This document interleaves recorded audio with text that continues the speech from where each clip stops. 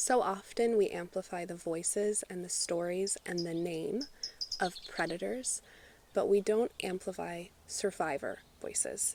So today I would like to amplify the voice of Lonna Intro, a survivor of Eric Swalwell. Lonna will be reading a statement. Eric Fudali and I will also have statements. Lonna will not be answering questions.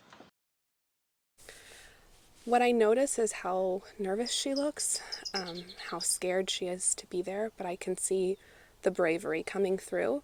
Also, good on her for not answering questions. I think that's just an opportunity for people to prey on her or to promote voices that really don't need to be amplified. Once again, a lot of times I feel like people are insensitive with their questions for survivors. So good on her for being protected in that way.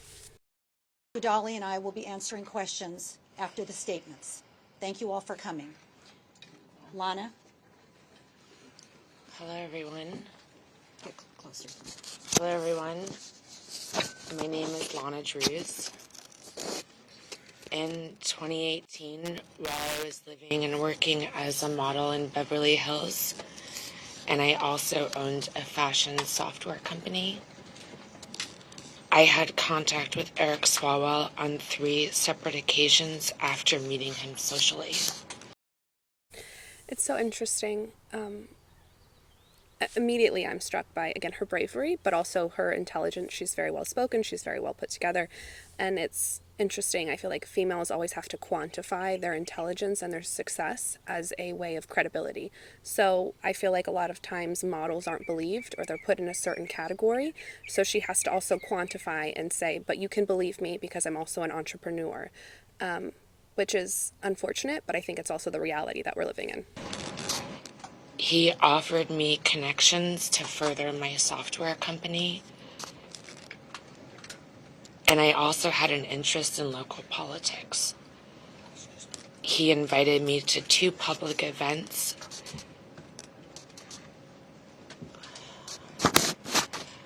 I knew he was married at the time and that his wife was pregnant.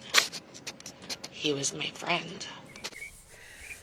So right there again, there's already a power dynamic because she is looking to someone for help. Aren't we all? You know what I mean? Aren't we all looking to make connections? So not only did she have an interest in politics, but she also had an interest in business, and his connections would be invaluable. And she thought because he was married and because his wife was carrying a child, that was something that made her feel more safe. I think that's a very normal response. When someone is married with a child and seems to be a respected person in politics, you would assume that you could trust this person a little bit more, that they would be safer. In my case, my father is an MD, PhD doctor who continues his studies at Harvard. So again, a lot of times predators put themselves intentionally in positions of power where there's built-in respect so that they can go on to prey on vulnerable people.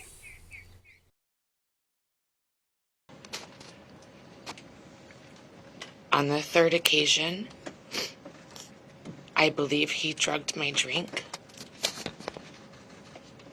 I only had 1 glass of wine.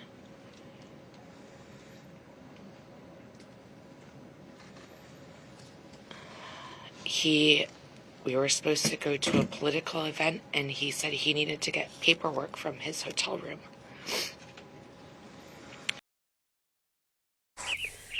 This feels very intentional and very methodical. A predator who is playing the long game. It wasn't the first time, it wasn't the second time, it was the 3rd time. And on top of that, somehow he just forgot his paperwork and they both had to go up to his hotel room. Again, this wasn't the first time that she was meeting him and he said, let's go to my hotel room. This was the 3rd time that they had met. He lured her into this idea of safety. And on top of that, which I'm sure we'll get into more, but I want to start using the words chemical submission. This is something really important that people in power often do, and men, weak men and weak predators do, to make sure that their victims cannot fight back, to make sure that they are rendered unconscious and more or less, for lack of a better word, like dolls. My own father, again, I said he's a doctor, he would inject me with something, I don't know what. He said that I needed massages and that my muscles were tense and that I needed to have injections. And he would inject me with I don't know what, and shortly thereafter I would black out. Over time, the injections weren't enough. He didn't want me to be a doll. He wanted me to be awake. But this is a form of chemical submission where, again, the predator believes because you are rendered unconscious that they can do whatever they want. And on top of that, they're more likely to get away with it, right? Because your memories will be foggy. You won't know what you know and what you don't know. And in this case, isn't it funny that she had one drink of wine? And I'm sure that will be questioned, right? Because she's drinking. But if she felt that way after one glass of wine, there was something that was put in her drink. And again, something was put in her drink, and then she just had to go to his hotel room to get the paperwork. This is a predator that was methodical. This is a predator that sounds like he's done it before, will do it again, and knows what works. That's what it sounds like to me. When I arrived at his hotel room, I was already incapacitated and I couldn't move my arms or my body. He raped me and he choked me. And while he was choking me, I lost consciousness. What powerful words. And what a terrifying thing to be alert of mind but not of body. To be rendered incapacitated in such a way that your mind is fighting but your body doesn't have the capability. How terrifying. How terrifying to be in a position where you trust this person and they're taking complete and total advantage of you. And then the absolute violence that comes along with choking someone until they black out. Again, clearly this is a violent predator who is a very weak man who gets off on harming others and asserting their power, which, being in a political field, would also make sense that you want to assert your power. And I thought I died. I did not consent to any sexual activity. Although I did not undergo a rape kit at the time, I disclosed the assault to the people closest to me. I also recorded these events in my handwritten calendar. The assault and its impact were later documented during my therapy sessions at a sexual assault center in Connecticut.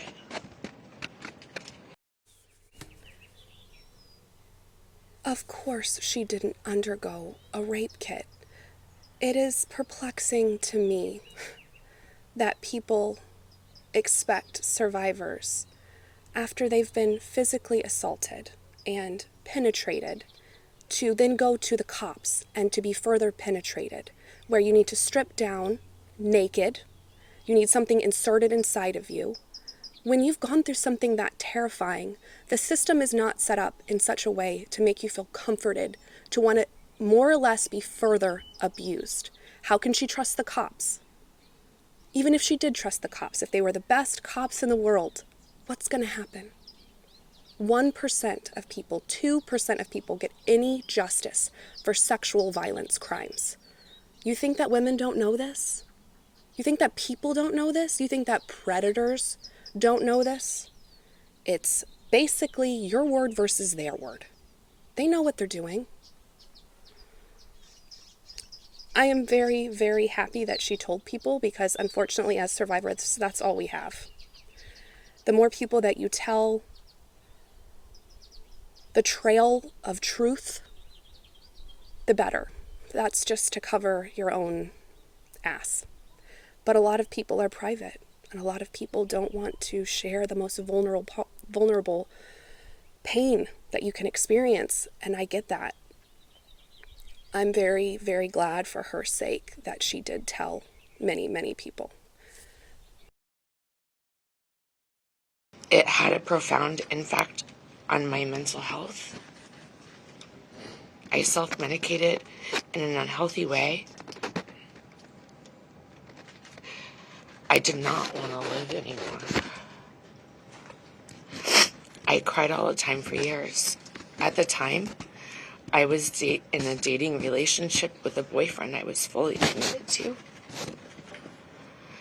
I've never cheated in my life, and I would never have engaged in a consensual sexual encounter with Eric Swalwell. I think that any survivor can relate to this, you know, the ways that it affects your mental health, like just havoc upon your life, and the suicidal ideation that comes along with abuse like this.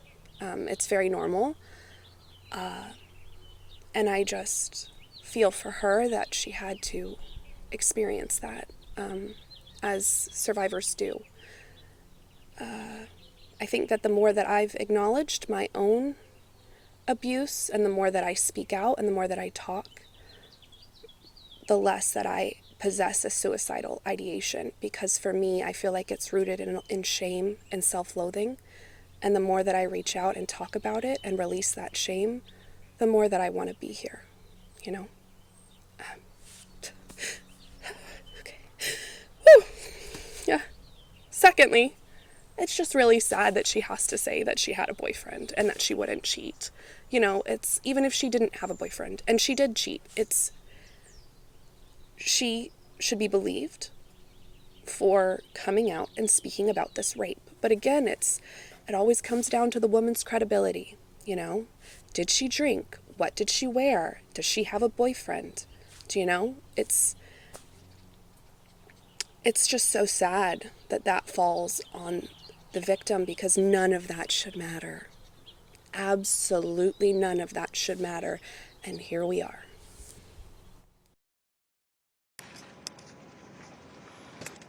That reality further underscores the non-consensual nature of what occurred.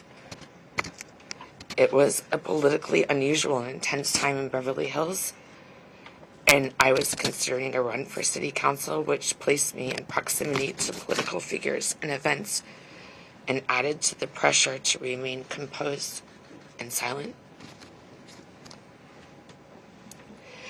Eric was aware I owned a software company, and he spoke repeatedly about his ability to make introductions in Silicon Valley. Here we are again. People in positions of power put themselves there so that they can prey on more vulnerable people that trust them, that think that they're going to help them, that have these big, big dreams. And you think that these people are going to help you. Personally, I mean, this is a whole rabbit hole. This is a whole nother video. But like a lot of survivors, I found solace in movies and television and theater. That was my outlet. And it was my escape from my home, was diving into these stories that I could relate to. And also books. Sorry, Mom, to throw you under the bus, but my mom told me that women can't be writers. So I thought that I was left with acting. And I went to NYU for acting, and I moved to Los Angeles subsequently. And I was just Me Too'd every which way from Sunday. And eventually I had to walk away from my dreams to save myself and to maintain my dignity, especially as a survivor. Some things aren't worth it. And I had to give up on my dreams, because what I had to do to accomplish my dreams wasn't worth it. And it wasn't my dream. That wasn't my dream, and I had to walk away. So I feel for Lonna that she had these big dreams, and she was looking for help, and she trusted this person. She trusted him, and he took advantage of that. He took advantage of that. Referencing his political representation and influence there, I was not interested in him romantically. but I was interested in the business relationship and professional connections he offered to provide. My delay in taking action against Eric was driven by fear, not doubt. Fear of his political power, his background as an attorney, and his family law enforcement ties. There we go again. You know, I think that she can be further believed because, again, anytime that a victim comes out and speaks, then you always have to question their credibility. That's the first thing that you jump to. But if she told all these people about it, then it speaks to the fact that she was afraid. She did tell people, right? She did tell people. And on top of that, her perpetrator had a law enforcement family. So again, why would she go get a rape kit? Like, why would she get a rape kit if the people in power and this politician are involved? Why would she do that to herself? I have never doubted what happened. I stand with the other women who have come forward, and I will be making a report to law enforcement shortly with my attorneys. I do want to say thank you to Lonna for speaking out. I can't even imagine the bravery that it took. But when one of us speaks, all of us speak, and we're all moving the needle and we're pushing it forward. We're pushing this movement forward. And I think something that I wish could change, and I don't know how to do it, but I wish that it could change, is that it always feels like it's not the quality of the assault, it's the quantity of the assault. And for a person, oftentimes a woman, to be believed, there has to be several incidences. So we have to have a history of perpetration, which means that we have to have tons and tons and tons and tons and tons and tons and tons and tons and tons of victims for anything to be done, right? Because then all of the women have more credibility because there were tons of victims speaking out. But one has to speak out for the other person to know, for the other person to know, for the other person to know. So how do we solve this problem? Because one time was enough. One time was enough. And the disheartening, horrifying, devastating thing is that it seems like everybody in politics knew. Like, everybody knew this was happening. I didn't know this was happening. I was never pro Eric Swalwell. I am a liberal, probably more of a radical liberal. I didn't care for the guy particularly. There's just certain people that give me a little bit of the ick. He was one of them. Maybe it's the spidey senses. I don't know. I wasn't a big fan. But I hold people in the party that I align with to a higher standard. And he's got to go. I'm glad he's going. He's got to go. He needs to face justice. He needs to face the music. But there needs to be more accountability. So to end, Lonna Drews, thank you for speaking out. It means so much to me. It means so much to me as a survivor. Thank you. And if you like this content, my therapist is making me say for you to subscribe. Like, that's a true statement. I think she said that I should have said it at the beginning of the video. But if you care about this content, it would help me a great deal if you could subscribe, like, comment. Cynthia, my therapist, I blame you. Never talk about this.